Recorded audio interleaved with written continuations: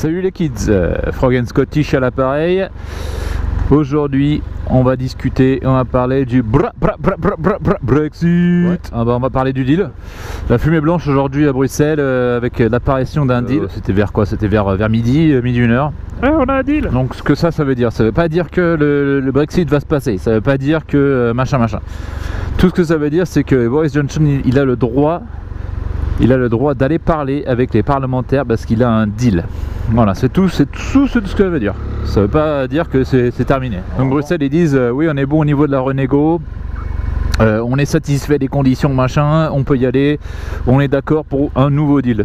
Alors petit 1, j'ai lu un petit peu 3 articles sur ce qui se disait sur le dit deal.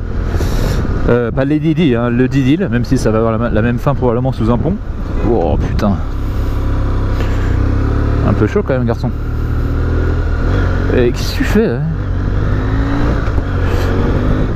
Putain, la meuf, on dirait un cadavre. Bref, non. Comment ça va se goupiller? Solution de facilité. Solution 1, le Parlement samedi vote pour ce deal tout pérave. Qui, à mon humble avis, aujourd'hui 17h15, le 17 octobre, ce deal là, je le vois pas passer. Petit 2, l'option c'est quoi? Donc l'option le deal ne passe pas, donc il y a un vote of no confidence qui est en gros les parlementaires qui disent bon on n'est plus confiant en Boris Johnson pour faire un bon boulot. Bon bah ça c'était de façon courue d'avance. Du coup on peut faire une élection générale. Mais il faut absolument que le Brexit soit repoussé, donc une extension, et il faut absolument qu'il y ait une extension, sinon c'est no deal Brexit et c'est la fin du monde pour l'économie du Royaume-Uni. Élection générale, on peut se retrouver avec un re-Boris Johnson avec l'appui du Brexit Party, on peut se retrouver avec un Jeremy Corbyn qui dit on refait là les dernières suppositions du Labour, c'est en gros on fait un référendum sur le deal. Donc en gros c'est est-ce que vous voulez de ce deal là ou est-ce que vous voulez pas du Brexit.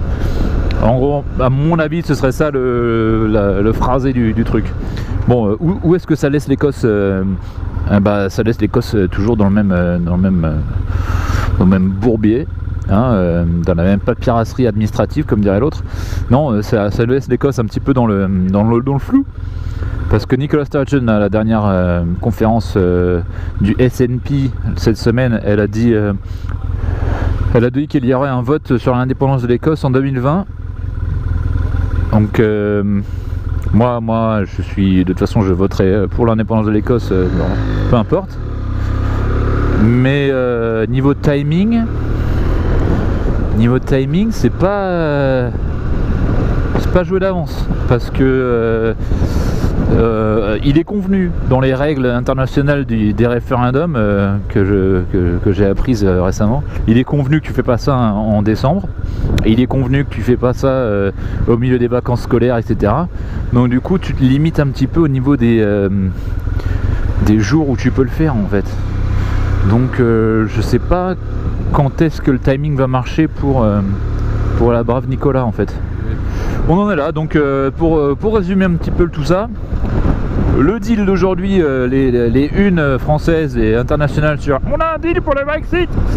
Ouais, je suis d'accord, il y a un deal pour le Brexit, mais qui n'est pas ratifié par le Parlement, ni le Parlement de Westminster, ni par le Parlement européen, à mon avis. Le deal lui-même, c'est un deal qui est plein de petites cases avec marqué to be confirmed, à confirmer. Donc tu as des boîtes entières, tu as des trucs sur le backstop, il y a marqué qui sera revu à la date du, et entre crochets insérés la date. Tu as plein de trucs comme ça dedans. Donc contractuellement, je sais pas comment ça se passe de façon législative, etc. sur tous ces trucs là. Le deal est pourri. Économiquement pour le Royaume-Uni, il y a eu d'énormes concessions par Boris Johnson. Donc en fait la renégo c'était en gros les mecs de l'UE qui disent on renégocie, vas-y. Et puis ils ont gagné beaucoup des négos. Donc Boris Johnson il est rentré à Londres, il n'y a même plus de caleçon en fait, il est rentré à poil. Et donc ça c'est pas cool. Donc il y a beaucoup de députés Tories qui vont dire mais on va bien se faire fourrer par le Brexit, mais bon là ça va commencer à se voir.